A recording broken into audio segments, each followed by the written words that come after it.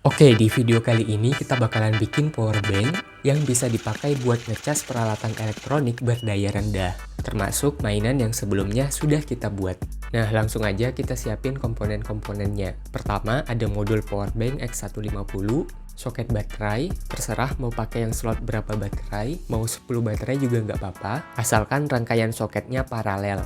Terus kita siapin juga baterai 18650. Semakin bagus spesifikasi baterai, maka semakin bagus juga kualitas powerbank yang kita buat. Tapi harganya bakal jadi lebih mahal. Nah, komponen yang dibutuhkan itu aja, totalnya sekitar 40-an ribu. Untuk pembelian komponen bisa cek link yang ada di deskripsi video ini ya guys. Terus selanjutnya gampang banget, di soket baterai kan ada kabel merah dan hitam ya. Nah, yang kabel merah kita tinggal solder di pin plus modul powerbank. Terus yang kabel hitam kita solder di pin min modul powerbank.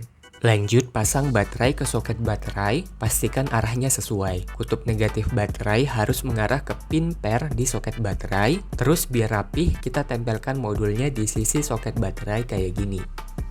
Nah, ini udah selesai, kita cas dulu sampai kapasitasnya penuh, ditandai dengan keempat LED di modul powerbank menyala. Kalau sudah, kita coba pakai ngecas produk kipas angin yang sebelumnya kita sudah buat.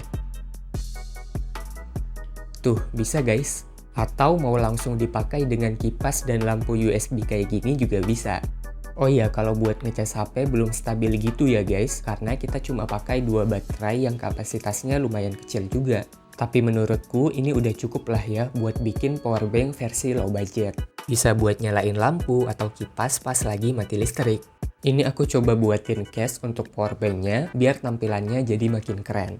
Gimana menurut kalian guys? Mungkin segitu dulu project kali ini. Jangan lupa like dan subscribe. Kalau ada pertanyaan tulis aja di kolom komentar. Sampai jumpa di project selanjutnya.